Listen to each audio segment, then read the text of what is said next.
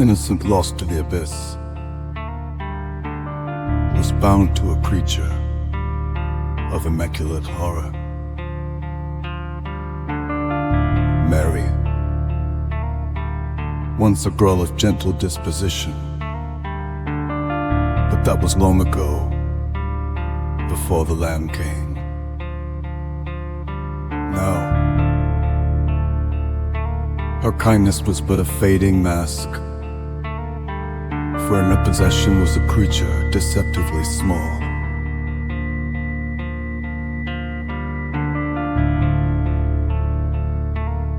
A lamb white as death's breath, but not of this world. Its fleece, too pure, too unblemished, seemed to whisper of something otherworldly.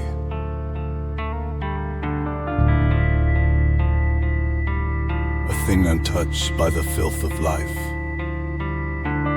yet reeking of decay beneath its pristine surface.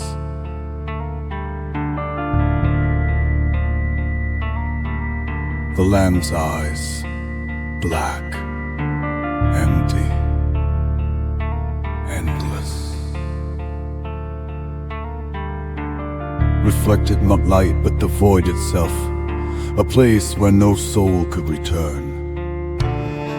It followed Mary, no matter how far she ran, for Mary did run but not fast enough, not far enough to escape its grasp. Followed her not out of love, but because it was part of her now. A grotesque symbiosis she couldn't sever.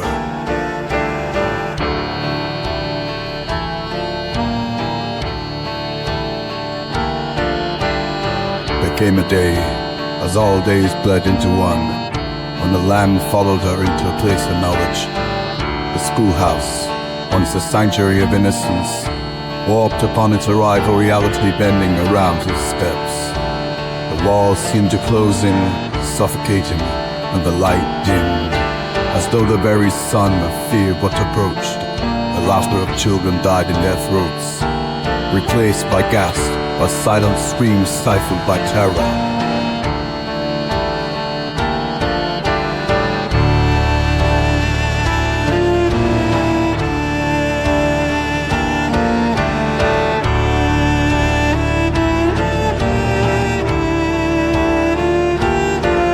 The Lamb brought with it a chill that crawled under the skin, a sense of impending doom that gnawed at their minds.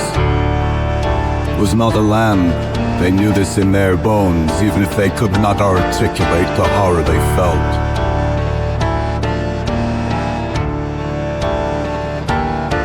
It was a presence, something older than time itself, wearing the skin of a lamb, mocking life, mocking them all.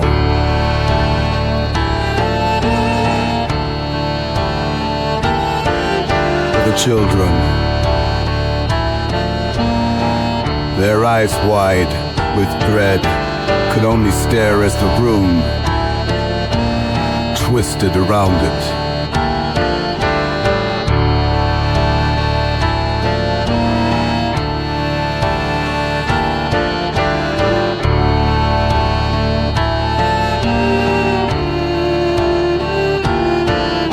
The teacher, trembling with unspoken terror, attempted to maintain order in a world that had begun to rot. But it was too late. The Lamb's influence was spreading, a creeping shadow that warped the very air they breathed. Every breath felt like inhaling darkness. And with shaking hands, the teacher tried to banish it, to force the creature back into the nothingness from which it came.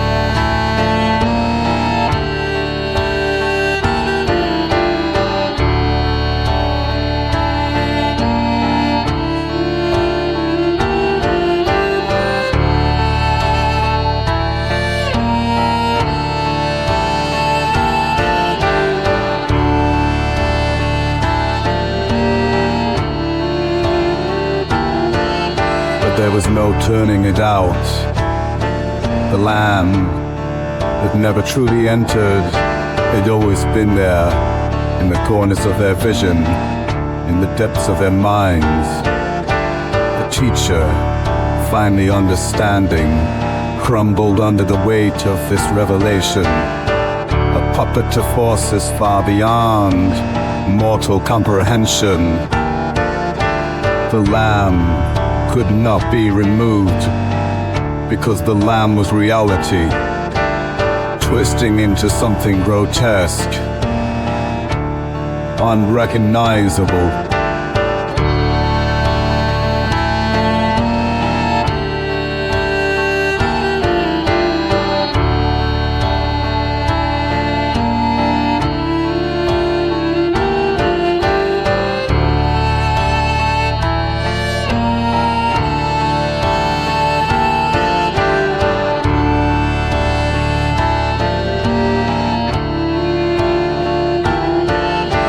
The children, no longer laughing, no longer asking, could only huddle together, their eyes glazed with fear, as they whisper among themselves, "Why does it follow her? What is it? What is it really?" But the truth was too much for their fragile minds to bear. The teacher, now little more than a broken husk, spoke the words none of them wanted to hear. It follows her because it feeds on her. It is not love, it is not loyalty, it is hunger. Mary, she is not who you think she is. She was once a girl. Yes, but now she is his vessel, and it will never let her go. And as the teacher spoke, the lamb turned its gaze to the children, its empty, fathomless eyes locking onto theirs. For the first time, they realized it wasn't just following Mary, it had been watching them all along.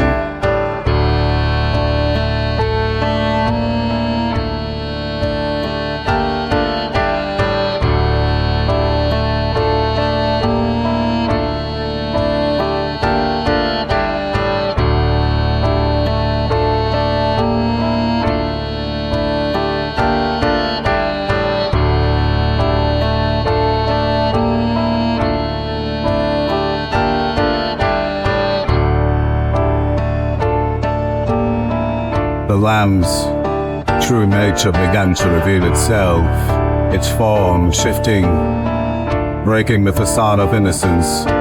Underneath the wool, something writhed, a mass of shifting shadows, tendrils of darkness curling out from beneath the pristine white. The children screamed, but no sound escaped their lips. As the room began to unravel, the walls melting into the same void that lived in the lamb's eyes.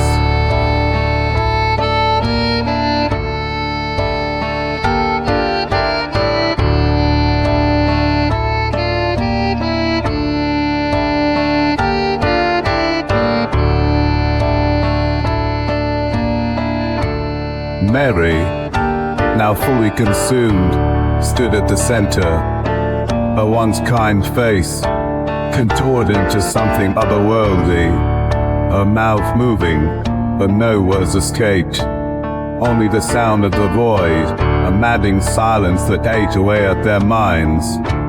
The lamb had become her, she had become the lamb, a creature of darkness, bound by fate to devour everything in its path.